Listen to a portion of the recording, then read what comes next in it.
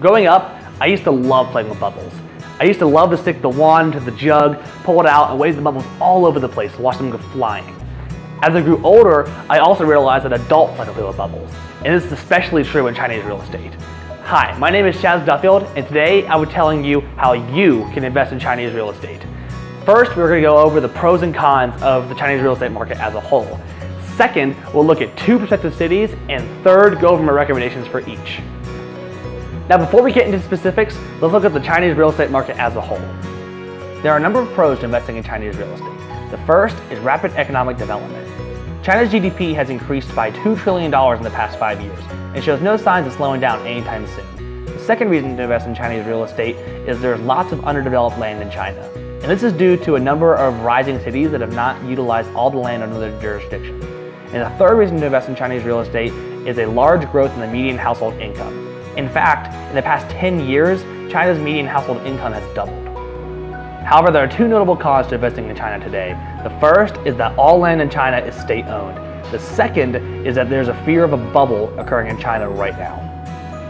Now, when I say that all land is state-owned, I mean that in order to purchase property, you have to do so from the government. And when you do, you're not owning the property forever, you're leasing it.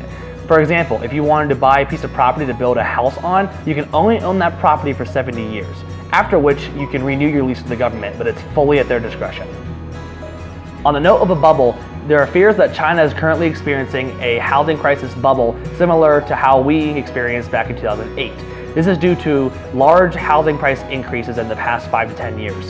For example, there was a 31% increase in housing prices from 2015 to 2017. This is crazy because at that point, it was still 38% higher than the square footage in the US.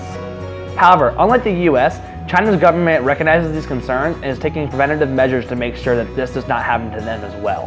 One of these measures they are taking is they are offering government subsidies for people to rent. That way, if a housing crisis does occur, less people lose their homes. Now, despite these very real risks, I've located 2 cities that are very promising. Let's look at these in depth. The first prospect is the city of Hefei. Hefei is the largest city located in the province of Anhui. They had a GDP increase of 73.2% from 2012 to 2017. And their major industries are equipment manufacturing, software engineering, and other types of manufacturing fields. My second prospect is the city of Yangzhou. It is located in the province of Jiangsu.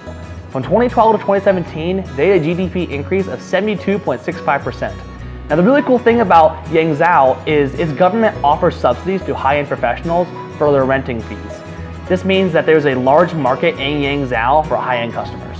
Now, both of these cities present great rental opportunities, but here are my recommendations based on the risks of each. My recommendations for Hefei will be to invest in high-end offices and manufacturing plants. This is because these spaces are easily adaptable to different companies, and businesses will always be in demand, especially in Hefei. For Yangzhou, I would recommend investing in high-end apartments and houses. Since Yangzhou is already bringing in high-end professionals and subsidizing their rent, this creates a very large market for these types of high-end apartments and houses. However, the Chinese are notorious savers, so there's a chance that they might not necessarily go for these higher-end apartments and may choose to save the money instead. So this option is a bit riskier. So to wrap things up, there are 2 very good opportunities to invest in China. In Hefei's case, it is a very safe option, but there are less profits associated with that. For Yangzhou, it's a riskier option, but there are more profits associated with that risk. It's up to you, the investor, how you want to spend your money. Thank you very much.